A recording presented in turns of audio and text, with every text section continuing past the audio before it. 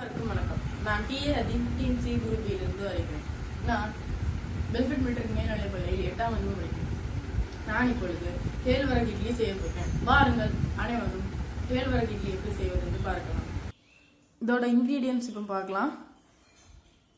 1 cup கேழ்வரகு, 1 cup கம்பு, 1 cup புழுங்கல் அரிசி, 1/2 கப் செருபேறு, 1/2 கப் உளுந்து, 1 ஸ்பூன் வெந்தயம். இந்த கேழ்வரகு சாப்பிட்ற மூலமாக நம்மளுக்கு போனை ஸ்ட்ரென்த் பண்ணுது, வெயிட் லாஸ் ஆக்குது, ஹார்ட் ஹெல்த்தை இம்ப்ரூவ் பண்ணுது. இந்த கம்பு வந்து பிளட் சுகரை மேனேஜ் பண்ணுது. இது வந்து நியூட்ரியன்ஸ் ரிச்சான ஃபுட்டு, டயபெட்டிஸை கண்ட்ரோல் பண்ணுது. இந்த சிறுபேர் வந்து ஸ்கின் ஹெல்த்தை இம்ப்ரூவ் பண்ணுது, இம்யூனிட்டியை பூஸ்ட் பண்ணுது. இப்போ உளுந்துல நிறைய கால்சியம் இருக்குது, ஹார்ட் ஹெல்த் இம்ப்ரூவ் பண்ணுது, போனை ஸ்ட்ரென்த் பண்ணுது. வெந்தயம் இது வந்து ஹேர் க்ரோத்துக்கு ரொம்ப நல்லது, இம்யூனிட்டியும் பூஸ்ட் பண்ணும், பிளட் சுகரையும் கண்ட்ரோல் பண்ணும்.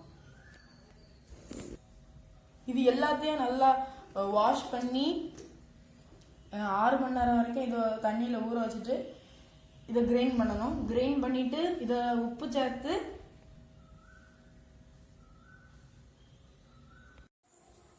மாவு இந்த சிறுதானியங்கள்லாம் ஊறின அப்புறமா இதை கிரைண்டரில் போட்டு அரைச்சி இதை 6 மணி நேரம் வரைக்கும் புளிக்க வைக்கணும். புளிச்ச வச்சதுக்கு அப்புறமா இதை நம்ம நார்மலாக இட்லி வைக்கிற மாதிரி எடுத்து அவிக்கலாம்.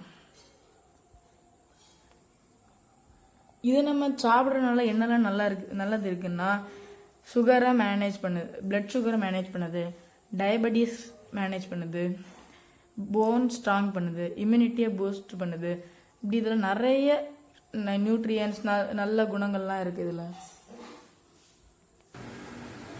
I thank Kumari Arivel Perave for giving me this opportunity. Thank you.